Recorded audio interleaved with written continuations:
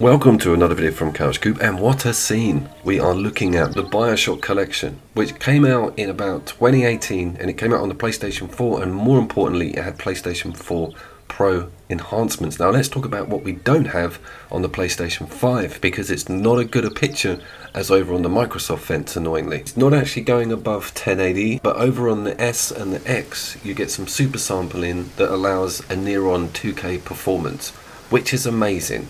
But we do get some 60 frames per second pegged performance on the 5, which I can personally vouch for, and it's half the reason I've kind of made this video, because the game now looks incredible. If you've never heard of me before, you're probably thinking, why am I looking at footage that's going at 2 miles an hour everywhere? I'm basically well into my capture and smooth motion control, and part of the reason that 60 frames per second is whacked into this game is to get rid of all of that screen tear and all of that jerkiness. Wow, it looks and feels good. And yes, I am just going to be wandering around nice and slow, beginning this video and looking at some of the coolest areas of these 3 games, and I'll try and put which of the 3 games we're looking at as well, because I've mixed it up a bit.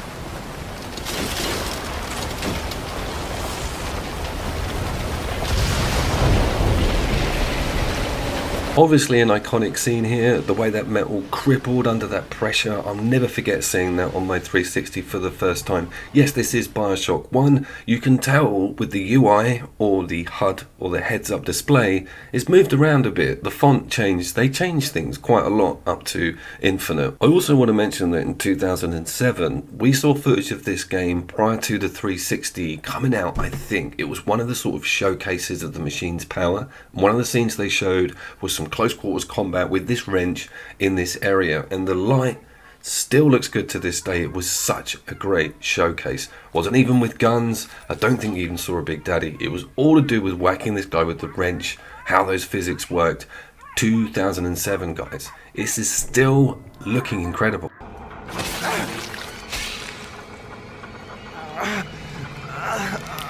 I think doing the Atomic Heart video and this game's world and world building and ideas with story and lore, which we'll get to a bit later, is kind of still one of the market leaders, and that was crazy to feel this way in 2021 about this series. Now, I would have never have thought that during the time of its release. There was so much going on in the industry. This was an idea that just seemed as crazy as all the others, but when you look back on it now, as a piece of software, it was breaking a lot of molds. Now, I'm well aware of System Shock and System Shock 2 and how that development heritage has shone through with this game. It's not all completely built from the ground up. The creative planets were aligned, and lightning did get caught in a bottle with the Bioshock series. My God, it has turned into a complete influential mammoth across so many first-person shooters that came after it.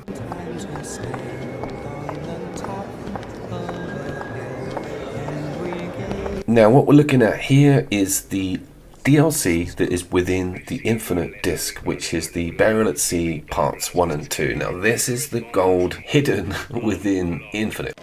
This is Rapture, miss. What my customers do with my product is their business. I don't really like Infinite. This is the deal. Infinite's all about being in the air and in the Sky City, and the lore of that itself is completely unfathomable. It's not like Rapture, which is a genuinely feasible piece of plot. But you're open air. There's no roof. There's no claustrophobia. There's no creaking of metal. There's no ideas that the structure you're in is about to implode on itself. There's no daunting, haunting noises and crazy water everywhere. That was the capture for Rapture with me. What happened to these children? What are they? Where have you been? Cabin in Arcadia?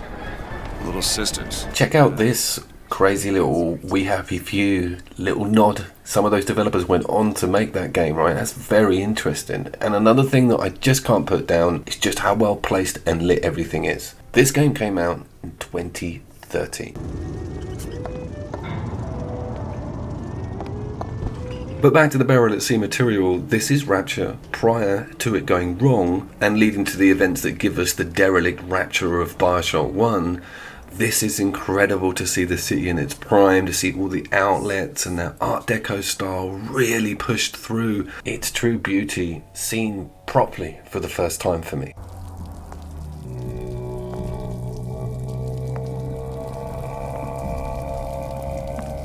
Now we are going to get to the combat in a second, and there are some major changes for Infinite which I actually don't mind, but more importantly they've blended really well into putting it into the Rapture canon as opposed to the Sky City stuff. This kind of will make sense if you get down to this DLC.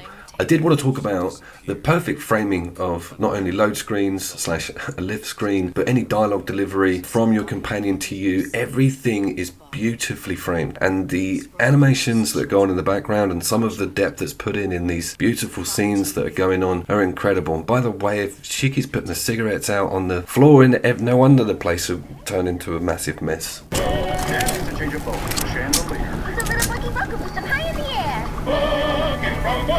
I did want to talk about the music in the game, particularly the licensed music and its choices of beautiful 50s contemporary songs, but also the in-house tunes and jingles that are made for it. They're incredible. The Buckaroo tune is so funny. I'm going to put the link in the description. Just all the time catch myself listening just to the Vending Machine Guys song. This is a great scene. This is the Coen artist scene. If you played the original, then you know that this guy is kind of like Patrick Bateman meets Salvador Dali, and they handle it really well.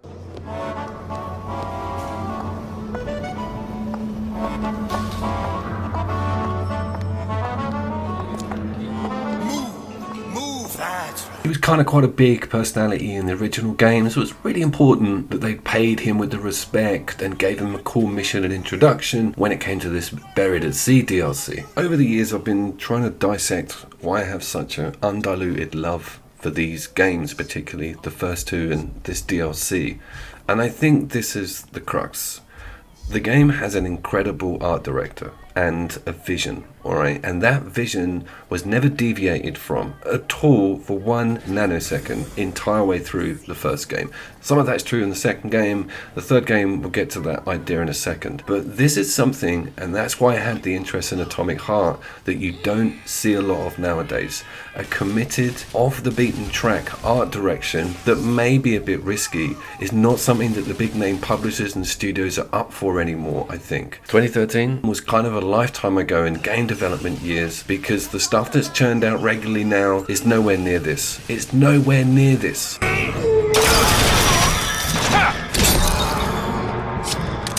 I think a few factors have got to be taken into account. The sheer amount of money to be made off multiplayer or co-op multiplayer, and of course microtransactions and developing a game, holding back content, putting out the bare bones, and then putting a monetization system in. That's kind of the main reason a lot of AAA games will even get off the ground. Just want to talk you through this scene really quickly because it's a strange one and it does show some of the game's deficiencies. It's obviously not completely perfect. I gave her a dignified end with a bit of electric just to let her down gently. Once going into this piece of loot on my right hand side, that obviously instigates a whole bunch of enemies to come in the way I came, which is weird because I've cleared all that whole area. Do you know what I mean? So it was a bit like, holy crap, what happens? I get on the bar, I get some more ammo. It's so fun. Catch!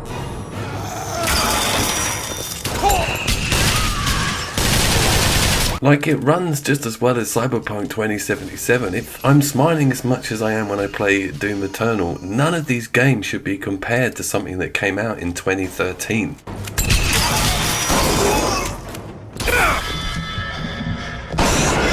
And let's get to that combat. And what an incredibly layered piece of game mechanic they gave us with the original Bioshock and the idea of hacking and hacking machines, hacking enemies. They kept it running through the whole series. And the plasmids, if you don't know, the game has a whole set of special weapons running on the other trigger, which again is well strange because you don't use L2 to aim down the sights. You click in R3, which takes some getting used to. Holy crap. I did think to move it around, but after a while you kind of understand what they were getting out with that setup. Also, some of the content and messages, especially in Infinite, hasn't really aged too well. Some of it's a bit cringy. I'm assuming they're little guitars, are they? Sure you're ready to use that? It's a crossbow. Looks like the bolt delivers some kind of sleep agent. Probably phencyclidine or sodium thiopental. They had all kinds of books in my tower. How do you think I always knew what ammo to toss you? Part 2 of the Burial DLC is actually really stealth focused. They've introduced a new plasmid as well, which allows you to see what the hell's going on, and it also introduces a tranquilizer crossbow, which is pretty mad. They've kind of taken away a lot of that verticality. It was very much predominant in Infinite, and I wasn't a fan of the skyhook. It's really cool to be able to get in and out of trouble and attack enemies from. But I will say this, at 30 frames per second on the base game 360, it was a nightmare to use. You didn't know what was going on. By the time you turned around, you landed, the screen was like a sandwich, tearing everywhere and frame rates dropping. It's just bliss now, but it's something that the second part of the DLC has shied away from. I'm a big fan of it. Also a big fan of these cool new lockpicking screens that you get. As Elizabeth, you can alert a whole room of people by accident or get perks from picking a lock correctly. Says Peter the Parasite. I will briefly mention the AI, and we've had some leaps in AI programming, especially in the last 2 years, but you're talking nearly 10 years ago. It does show its age, but it's just funny. I like it. I know every inch of this.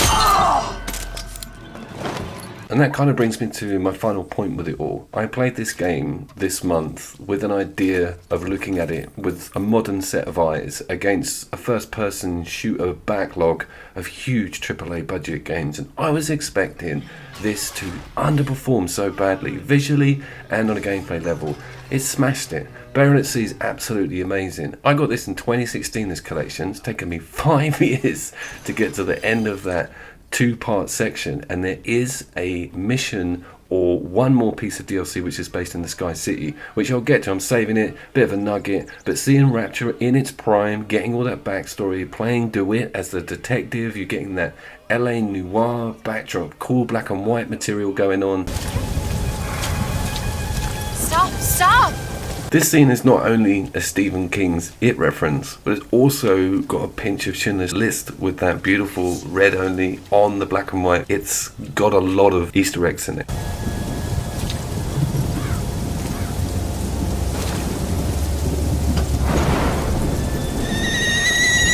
Do I strongly advise you buy and play the game? Yes. Is it a great piece of backwards compatibility for the PlayStation 5? Not hugely, because we don't see stuff like 2K that we do on the other systems, and of course we haven't had an official remaster from anything in this direction. So maybe fingers crossed on that front. Even something brand new from the team. Ladies and gentlemen, I've been Couch Coop. I'll see you down there.